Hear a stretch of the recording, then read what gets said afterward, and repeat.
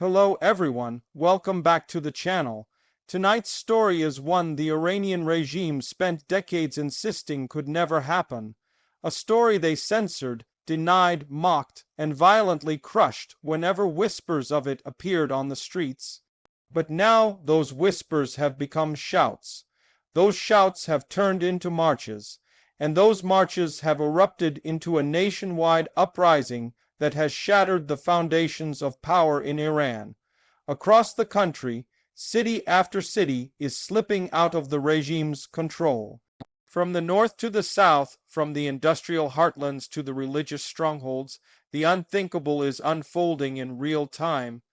Iranian cities are being liberated, not by foreign armies, not by outside invasion, but by the people themselves. And for the first time since 1979, the Islamic Republic is facing a reality it cannot spin, cannot censor, and cannot survive. It began quietly, as most revolutions do, a strike here, a protest there. Workers refusing to show up at factories, shopkeepers lowering their shutters, university students chanting slogans that would have meant prison or death just months ago. The regime dismissed it as foreign agitation. State television aired the same recycled footage of calm streets and smiling officials. But behind the cameras, the system was already cracking. In Tehran, the capital and symbol of regime power, neighborhoods once dominated by security patrols began slipping into defiance.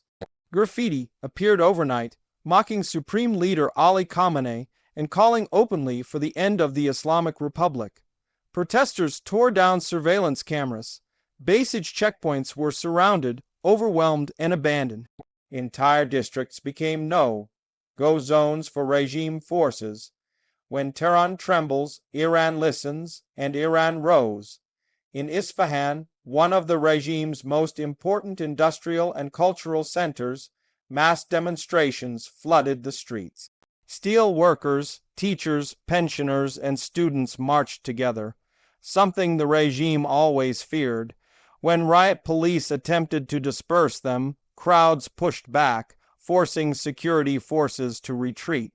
Videos showed stunned officers removing their helmets, unsure whether to obey orders or blend into the crowd. In Shiraz, chants echoed through the night. This is the final uprising. The city's historical squares filled with thousands waving pre-1979 Iranian flags, openly rejecting the Islamic Republic.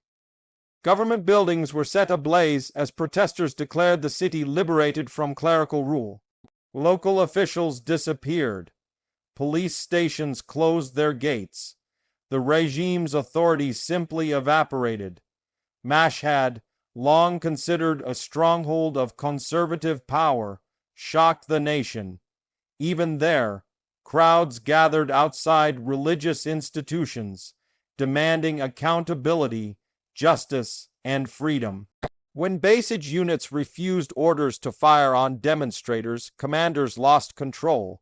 For the regime, this was a nightmare scenario, when even the loyal cities turned, but the true turning point came in the west. In Kurdish regions, long oppressed and heavily militarized, protesters seized control of municipal buildings. Revolutionary slogans mixed with calls for unity across ethnic and religious lines. This was no longer a fragmented protest movement. It was becoming a national uprising. In Ahvaz, Kyrgyzstan's oil-rich capital, refinery workers walked off the job. Oil pipelines were shut down. This single act sent shockwaves through Tehran. Iran's economy depends on energy exports. Without oil revenue, the regime bleeds. For years, the government used oil money to fund repression, militias, and foreign proxy wars. Now that lifeline was being severed from within. As cities slipped away, the regime reached for its most trusted weapon, fear. The Revolutionary Guard was deployed in force. Armored vehicles rolled into urban centers. Helicopters hovered overhead. Internet access was throttled, then cut entirely in some regions. State media declared martial law conditions without officially calling it that. Khamenei remained silent, a silence louder than any speech, but fear no longer worked. People did not run. They did not hide. They stood their ground. In several cities, ERG units reportedly refused to advance. In others, clashes erupted between regular army forces and Revolutionary Guard commanders. These reports, once unthinkable, spread rapidly through encrypted channels. The myth of regime unity collapsed. Inside Tehran, panic set in. Government ministries closed. Officials moved their families out of the country. Flights out of Iran sold out within hours for those who could afford them. The elite was preparing to flee, even as state television insisted everything was under control. Then came the moment that changed everything. A coordinated wave of protests erupted simultaneously in multiple major cities. This was not spontaneous. This was organized. Protesters seized control of broadcast buildings, replacing regime programming with revolutionary messages. Images of burning portraits of Khamenei flooded social media before blackout measures could stop them. The message was unmistakable. The regime was losing. International observers began using words they had avoided for decades: collapse, transition, endgame. Foreign governments scrambled to assess what came next. But inside Iran, the people were already deciding. In city councils abandoned by officials, citizen committees formed to maintain order. Volunteers directed traffic. Doctors treated the wounded without fear of arrest. Neighborhoods protected one another. This was not chaos. This was society reawakening after decades of suffocation. Women who had been at the forefront of resistance for years now stood openly leading marches. Hijabs were burned in public squares, not as an attack on faith, but as a rejection of state-imposed control. Men stood beside them, chanting for equality, dignity, and freedom. The slogan that echoed everywhere was simple and devastating: "They are finished." Inside the regime, cracks became chasms. Hardliners demanded a bloodbath.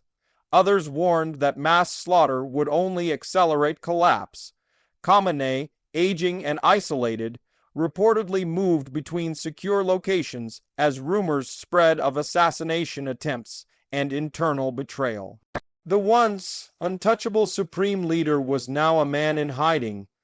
The Revolutionary Guard, the backbone of regime power, faced an existential dilemma: fire on the nation and become enemies of history, or stand down and watch the system fall. Some units chose repression, others chose survival. As more cities declared themselves free, the idea of a post-Islamic Republic Iran stopped being theoretical. Political prisoners were freed as guards abandoned facilities. Former dissidents emerged into the streets to thunderous applause. Families reunited after years of fear. The regime tried one last tactic: blame the outside world. They accused the United States, Israel, and Zionist conspiracies of orchestrating the uprising. But Iranians were no longer listening. This revolution had Iranian fingerprints, Iranian blood, Iranian courage.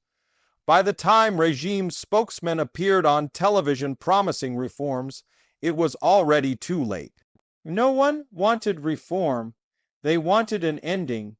The world watched as Iran crossed a point of no return. This was not just the fall of a government.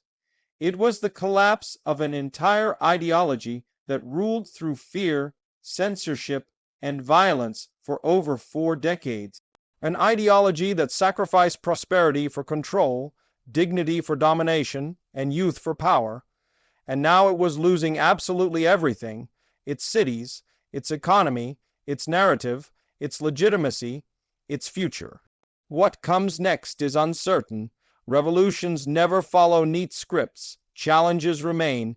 Power vacuums invite danger. But one truth is undeniable: Iran will never be the same again. A generation raised under repression has finally stood up and said no more. No more fear, no more lies, no more stolen lives. Iran's cities are awakening. The regime is unraveling, and history is moving, fast, unstoppable, and irreversible. If this moment marks the beginning of a new Iran, it will be remembered not for how the regime fell, but for how the people rose. Stay with us. The story is far from over, and this is history unfolding.